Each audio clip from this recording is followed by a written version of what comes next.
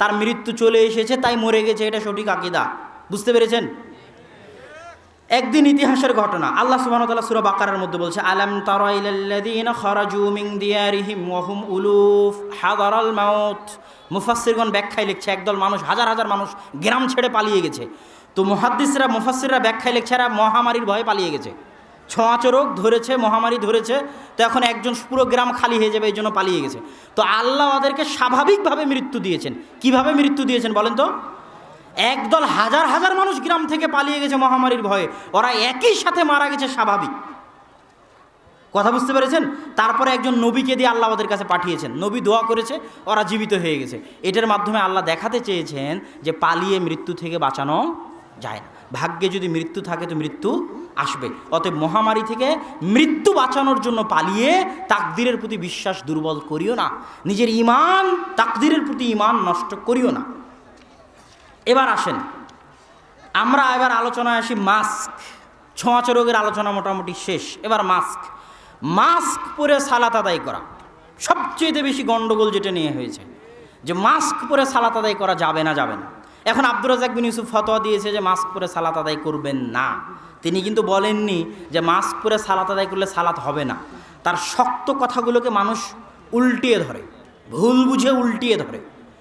উনি হেদায়েত করতে চাচ্ছেন। একটা ফতোয়া, একটা দাওয়াত ভিন্ন জিনিস, ফতোয়া ভিন্ন জিনিস। দাওয়াত ভিন্ন জিনিস, ফতোয়া ভিন্ন জিনিস। আমি এই মঞ্চে বক্তব্য দিতে এসে যদি বলি জোরে আমিন বলার উপর বক্তব্য দিতে আসছি, শোনেন যে আমি কিসের উপর বক্তব্য দিতে আসছি বলেন তো? জোরে আমিন বলার উপর বক্তব্য দিতে এসে এখন সব হাদিসগুলো বলতেছি, শুনেন আহমদ বিন হাম্বাল বলেছে, শাফি বলেছে, মালিক বলেছে, উমুক বলেছে, জোরে আমিন না বললেও সালাত হবে। এখন এটার উপর বক্তব্য দিতে লাগলাম যে জোরে আমিন না বললেও কি হবে? সালাত হবে। তাহলে একটা মানুষ জোরে আমিন বলবে? হ্যাঁ, আমাকে বলতে হবে জোরে আমিন বলবেন না কেন? আল্লাহ রাসূলের সুন্নাত বলতে হবে আপনাকে, আপনি বলতে বাধ্য, বলবেন না কেন?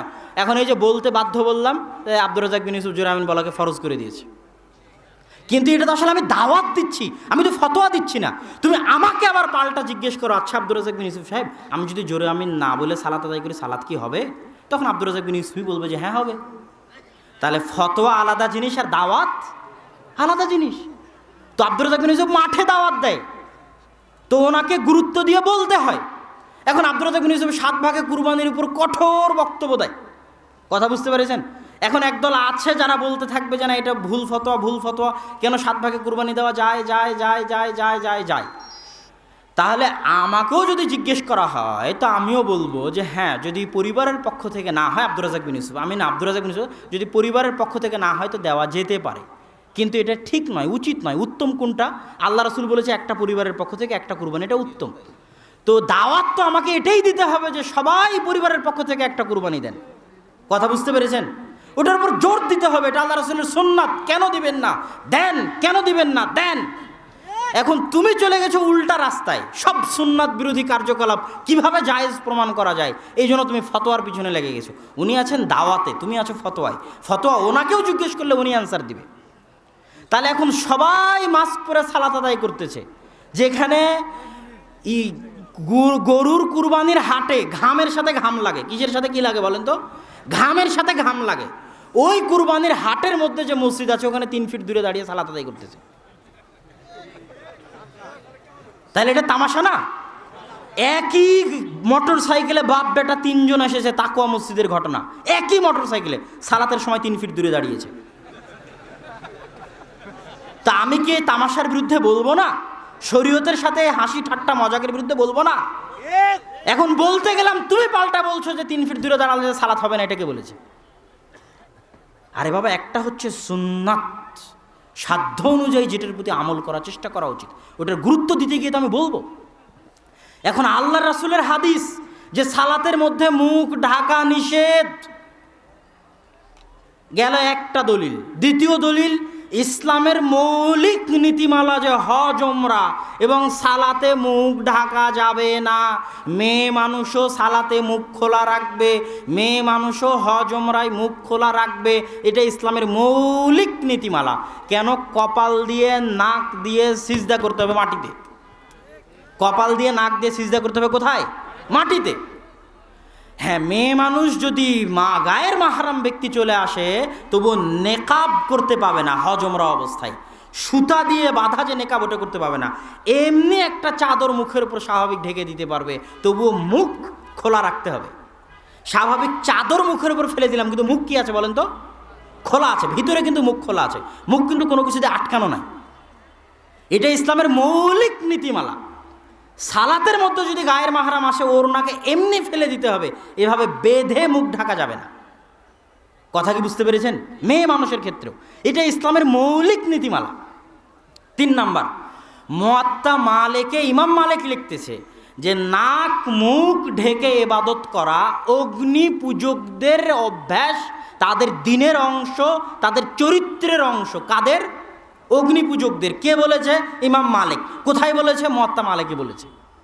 তাহলে মান তাশাব্বাহা মিন গায়রি কওমিন, যে ব্যক্তি অন্য কোনো জাতির সাথে সাদৃশ্য স্থাপন করলো, সে কি করলো? সে তাদের সাথে কিয়ামতের মাঠে উঠবে। তাহলে তিনটা জিনিস, নাক কপাল মাটিতে লাগিয়ে সিজদা করতে হবে। 2, মুখ ঢেকে ইবাদত করে মাজুসিরা। 3, আল্লাহ রাসূলের হাদিস এবং ইসলামের মৌলিক নীতিমালা যে হজ ওমরা এবং সালাতে মুখ ঢাকা যাবে না। এখন আমি সালাতে মুখ ঢেকে সালাত আদায় করতেছি, তো আব্দুর রাজ্জাক বিন ইউসুফ কেন নিষেধ করতেছে মুখ ঢেকে সালাত আদায় করতে? 2টা কারণে। মুখ ঢেকে সালাত আদায় করা তখনই যাবে যখন নিশ্চিত জানা যাবে যে মুখ না ঢেকলে আমি মারা যেতে পারি। কথা বুঝতে পারিনি? মুখ না ঢেকলে আমি বড় অ্যাক্সিডেন্টে আক্রান্ত হতে পারি। তো যেহেতু করোনা ভাইরাস ছোঁয়াচে রোগ, আর ইসলাম ছোঁয়াচে রোগকে মানে না। কথা বুঝতে পারছেন? ইসলাম ছোঁয়াচে রোগকে কি করে না? মানে না। তো ছোঁয়াচে রোগ থেকে বাঁচার জন্য আপনি যা যা অবলম্বন করবেন সেটা প্রমাণ করবে যে আপনি ছোঁয়াচে রোগে বিশ্বাস করেন। আপনাকে স্বাভাবিক থাকতে হবে। কীরকম থাকতে হবে? স্বাভাবিক। এটা গেল তো বাইরের জীবন। আবার ওটাকে যদি আপনি মসজিদে নিয়ে যান, সালাতের মধ্যে নিয়ে যান, ওটা আরও অতিরিক্ত হয়ে গেল। কেননা আমি ছোঁয়াচে রোগে বিশ্বাসই করি না, এই জন্য আমি মুখ ঢাকতে নিষেধ করতেছি। যে করোনা ভাইরাস যেহেতু ছোঁয়াচে রোগ, আর ছোঁয়াচে রোগ যেহেতু নাই, অতএব এই না থাকা জিনিসটার কারণে সালাতের এত বড় গুরুত্বপূর্ণ ইবাদতকে তুমি মুখ ঢেকে নষ্ট করে দিবে, এটা হতে পারে না। এটা যদি না করি তাহলে জাবারিয়া হয়ে গেলাম। মাছ যদি না পড়ি তাহলে জাবারিয়া। আরে বাবা, এটা নয়, আমি তো ছোঁয়াচে রোগে বিশ্বাস করি না, এই জন্য মুখ ঢাকি না। তাও আবার সালাতের মধ্যে। হানাফি আলেম আব্দুল সালাম চাটগামি, হাটহাজারি মাদ্রাসার মুহাদ্দিস, পাকিস্তানও হাটহাজারি মাদ্রাসার মুফতি, পাকিস্তানেও বহুদিন উনি মুফতি আম ছিলেন। পাকিস্তানের বিন্নুরি টাউনের মাদ্রাসা, সম্ভবত আমার যতদূর জানা আছে। দারুল দেওবন্দের ফতোয়া, হানাফিদের ফতোয়া, পাকিস্তানের বহু আহলে হাদিস আলেমের ফতোয়া, ইয়েমেনের বহু বড় বড় মুহাদ্দিসের ফতোয়া। উনি লিখেছেন হানাফিরা মাসলা মাসাইলের ক্ষেত্রে একটু বেশি দাকিক হয়। আহলে হাদিসরা বলবে জায়েজ না জায়েজ, হালাল হারাম, মাঝখানে কোনো অপশন আহলে হাদিসরা রাখে না। হানাফিরা অনেক অপশন রাখে, বলবে ফরজ, ওয়াজিব, সুন্নাত, নফল, মুস্তাহাব, 5টা। কয়টা? 5টা। মানে ওরা একটু বেশি যাচাই বাছাই করে যে এটা মুস্তাহাব, এটা নফল, এটা সুন্নাত, এটা ওয়াজিব, এটা ফরজ। আর আহলে হাদিসদের মতে 2টাই, হয় ফরজ না হয় সুন্নাত, কোনো অপশন নাই। হয় ফরজ না হয় সুন্নাত। এবার হালাল হারামের ক্ষেত্রে ওদের কাছে 2টা অপশন, মাকরু, হারাম। মাকরু আবার 2 ভাগে, মাকরু তানজিহি, মাকরু তাহরিমি। মাকরু তাহরিমি মানে হারামের নিকটবর্তী। তো হানাফিরা যারা দাকিক মাসলা মাসাইলের ক্ষেত্রে, তিনি এই বইয়ে লিখেছে যে হানাফি মাযহাবের মতে সালাতে মুখ ঢেকে ইবাদত করা মাকরুহে তাহরিমি, মানে হারামের কাছাকাছি মাকরুহ। তাহলে আব্দুর রাজ্জাক বিন ইউসুফ তার ফতোয়ায় একক। এটা কিভাবে হলো? সম্মানিত উপস্থিতি, 3 ফিট দূরে দাঁড়ানো, মসজিদ বন্ধ হয়ে যাওয়া।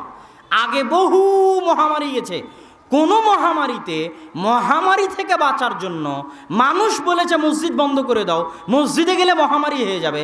এর দলিল পৃথিবীর ইতিহাসে কোথাও নাই। যে কয়েকটা দলিল দেওয়া হয়েছে আর আরবি ইবারত জানে না, এরা হচ্ছে জাহেল, অজ্ঞ, মূর্খ, অনুবাদ বুঝে না। অনুবাদে বলা আছে, আরবি অনুবাদে বলা আছে যে মহামারীর কারণে গ্রামকে গ্রাম মানুষ মরে এমনভাবে সাফ হয়ে গেল যে লাম ইয়াবকা আহাদুন, কেউ নাই সালাত আদায় করার। সালাত আদায় করার যেহেতু কেউ নাই, এই জন্য মসজিদ বিরান পড়ে আছে। কথা বুঝতে পারেননি? ওই ইবারত তুলে বলতেছে, এই দেখেন মহামারীর কারণে মসজিদ বন্ধ করা যাবে, তোমাকে আরো 10 বছর পড়তে হবে। যদি আমি ভাই বলতে চাই না, কিন্তু এত বড় অজ্ঞতা দেখলে মাথা ঠিক থাকে না, এত বড় মূর্খতা দেখলে মাথা ঠিক থাকে না। আরবি ইবারত বুঝো না, ফতোয়া তোমাকে কে দিতে বলেছে? অনুবাদ বুঝো না, কে ফতোয়া দিতে বলেছে? এমন কোন নজির নাই ইতিহাসে, বরং পাল্টা উল্টা নজির আছে। উল্টা নজির দেখবেন, আল মাউন ফিত তাউন, পূর্ণ নামটা ঠিক হলো কিনা জানি না, ইবনু হাজার আসকালানির বই, মহামারীর উপর লেখা। ইবনু হাজার আসকালানি 400-450 হিজরির ঘটনা নকল করতেছে, দামেস্ক, সিরিয়া, ফিলিস্তিনের ঘটনা নকল করতেছে। ভয়ঙ্কর মহামারী, গ্রামকে গ্রাম সাফ হয়েছে সেকেন্ডে। কে কাফন দিবে, কে জানাজা দিবে, কাকে কোন কবরে দেওয়া হবে ভাবার সময় নাই, গণকবর। ওই মুহূর্তে মানুষ সারা বলা বলি করতে লাগলো, এই শোনো, মহামারী থেকে যদি বাঁচতে চাও, যে যা গুনাহের কাজ করছো সব বন্ধ করে দাও, মদের আড্ডা বন্ধ করে দাও, মদের দোকান বন্ধ করে দাও, জেনার দোকান বন্ধ করে দাও, যা আছে তাসের দোকান, জুয়ার দোকান সব বন্ধ করে দাও, দিয়ে নারী পুরুষ সবাই চলো মসজিদে। ইবনু হাজার আসকালানি নকল করতেছে, নারী পুরুষ সব ভেঙ্গে মসজিদে চলে গেল। বলছে মসজিদে গিয়ে কাঁদো, তওবা করো, ইস্তেগফার করো। সবাই মসজিদে গিয়ে তওবা ইস্তেগফার করতে লাগলো, আল্লাহ মহামারী উঠিয়ে নিলেন। তাহলে মহামারী থেকে বাঁচতে মসজিদে যাওয়ার দলিল আছে বেটা, মসজিদ বন্ধ করার কোনো দলিল নাই। এবং মুসলমানের বাঁচার জায়গা মসজিদই, শত দলিল আছে। সূর্যগ্রহণ লাগলো, মহাবিপদ, দৌড়ে গিয়ে দেখে আল্লাহ রাসূল মসজিদে সালাত আদায় করতেছে। তাহলে বিপদ থেকে বাঁচতে কোথায় পালাতে হবে? মসজিদে পালাতে হবে। তুমি বাঁচার রাস্তা বন্ধ করে দিয়েছো। এইসব আউল ফাউল জাতিসংঘ কখন কি না বলে, হু কখন কি বলে, জন হপকিন্স কি পরিসংখ্যান দেয় না দেয়, ওগুলো সারাদিন পেপার পত্রিকা প্রচার করে, ওগুলোর চাপে সবার মাথা হয়ে গেছে নষ্ট। যে ফতোয়া টিকবে না সেই ফতোয়া দেওয়া ঠিক নয়। কেন 3 ফুট দূরে দাঁড়িয়ে সালাতের পক্ষে তুমি যে লড়াই করতেছো, মাস্ক পরে সালাত আদায়ের পক্ষে যে লড়াই করতেছো, এই ফতোয়া কিন্তু টিকবে না। কি জন্য টিকবে না? এখন পর্যন্ত বিশ্ব স্বাস্থ্য সংস্থা বলো, আর জাতিসংঘ বলো, আর বিজ্ঞানীরা, ডাক্তারেরা বলো, কেউ নিজেও জানে না যে করোনা ভাইরাস কি, কেমনে ঢুকে, কেমনে বের হয়, কি করা যাবে, মাস্ক পরলে বাঁচা যাবে না, মাস্ক পরলে বাঁচা যাবে না, কোন মাস্ক পরতে হবে, সার্জিক্যাল মাস্ক না কাপড়ের মাস্ক না পিপিই, কি পরলে বাঁচা যাবে কেউ ভালোভাবে জানে না। প্রত্যেক দিনই মতভেদ। আজকে জাতিসংঘ একটা মত দিচ্ছে যে মাস্ক না পরলেও কোনো সমস্যা নেই, করোনা ভাইরাস হবে না। পরের দিন আবার বলছে না মাস্ক পরতে হবে। পরের দিন আবার বলতেছে একদল ডাক্তার, না এই সার্জিক্যাল মাস্ক পরা যাবে না, কাপড়ের মাস্ক না, কাপড়ের মাস্ক না, সার্জিক্যাল মাস্ক। তো ওরই তো মন্তব্যের ঠিক নাই, তুমি তার উপর ভিত্তি করে ফতোয়া দিয়ে ইসলামের বিধানকে এত দ্রুত কেন পরিবর্তন করলে? ডাক্তারেরা আগে সব একমত হোক, একমত হয়ে বলুক, তারপরে একটা কথা। ডাক্তারেরাই তো একমত নয়, আজ এক কথা বলে কাল আর এক কথা বলে। জাতিসংঘরিত মন্তব্যের ঠিক নাই, আজ এক কথা বলে কাল আর এক কথা বলে। আর লকডাউন দিয়ে তো দুনিয়া চলবে না। প্রথম দিনেই যেই দিন জামিয়া সালাফিয়া বন্ধ হয়, প্রথম দিনেই যেই দিন জামিয়া সালাফিয়া বন্ধ হয়, সেই দিনেই আব্দুর রাজ্জাক বিন ইউসুফ ওই দিনই বলেছেন যে এইভাবে শিক্ষা প্রতিষ্ঠান বন্ধ করে বরকত কমানো হচ্ছে। কেন? কোরআন হাদিস পড়বে, মসজিদ চলবে, আল্লাহর বরকত অবতীর্ণ হবে, বাঁচা যাবে বিপদ থেকে। মাদ্রাসা বন্ধ, মসজিদ বন্ধ, বিপদ তো আরও নামবে। ওই দিন বলেছেন, প্রথম দিন। তখন মানুষ অনেক সমালোচনা করেছে, কিন্তু বাস্তব সত্য কথা কিন্তু এটাই। তো এখন পর্যন্ত জাতিসংঘ কেউ বলেনি যে আপনারা 3 ফুট দূরে দাঁড়ায়েন না, কেউ আপনারা 3 ফুট দূরে না দাঁড়িয়ে পাশাপাশি দাঁড়ান। কেউ জানে না যে কত ফুট দূরে করোনা ভাইরাস যায়, 9 ফুট দূর পর্যন্ত যায় না 10 ফিট দূর পর্যন্ত যায়, 3 ফিট দূর পর্যন্ত যায়, কেউ কিন্তু জানে না। তখন 3 ফিট দূরে দাঁড়ালো, যদি 9 ফুট দূরেও ধরে তাহলে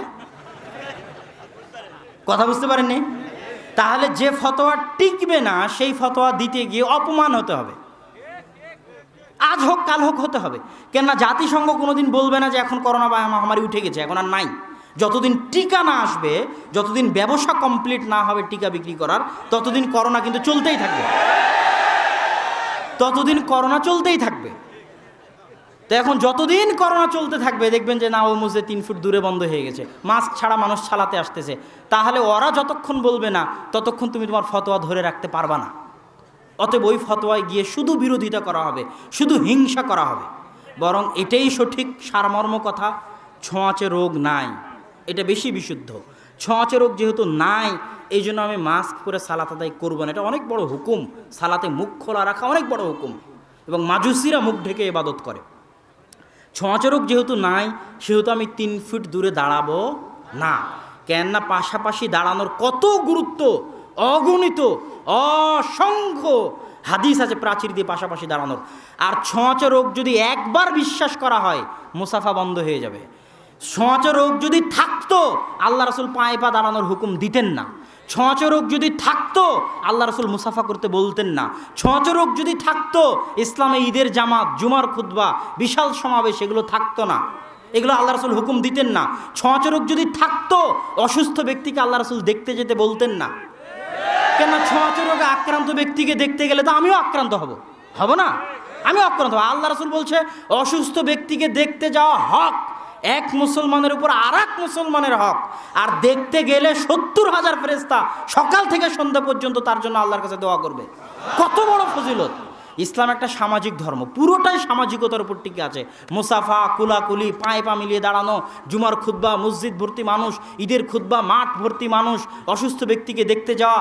যেই দিনে বিশ্বাস করবেন ছোঁয়াচে রোগ আছে, ইসলামের শতবিধান ধ্বংস হয়ে যাবে, শতবিধানকে টিকানো মুশকিল হয়ে যাবে।